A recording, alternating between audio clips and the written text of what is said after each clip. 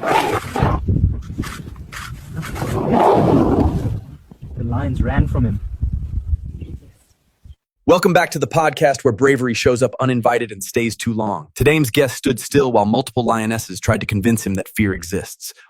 I was minding my own business when confidence started circling me aggressively.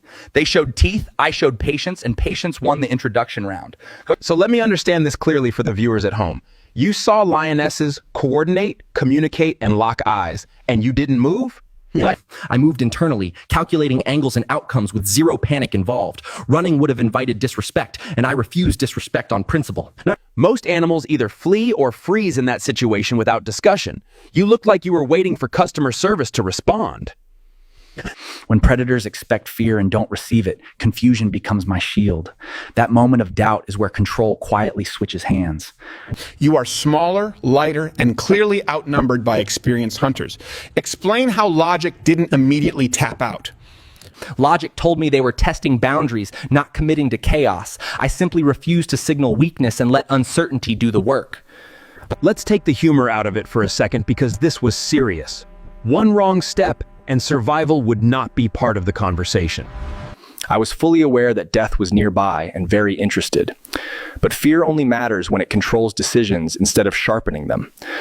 Witnesses said you charged forward instead of backing away. That's not instinctual prey behavior by any definition. I didn't charge to attack, I charged to disrupt expectations. Predators hesitate when the script suddenly stops making sense. So you weren't trying to overpower them physically. You were forcing hesitation into their coordination. Exactly. Hesitation breaks formation faster than violence ever could. Once unity cracks, dominance becomes negotiable. Those lionesses are trained by experience and hunger. Yet something in that moment stalled them. They recognize commitment without bluffing or noise. Predators respect certainty even when they hate it. Let's address the myth directly because people are watching closely. You didn't win because you were fearless. You won because you were deliberate. Fear was present, but it was not allowed to speak first. Control is louder than panic when pressure peaks. The internet calls you insane, reckless, and impossible to intimidate. What are they missing entirely?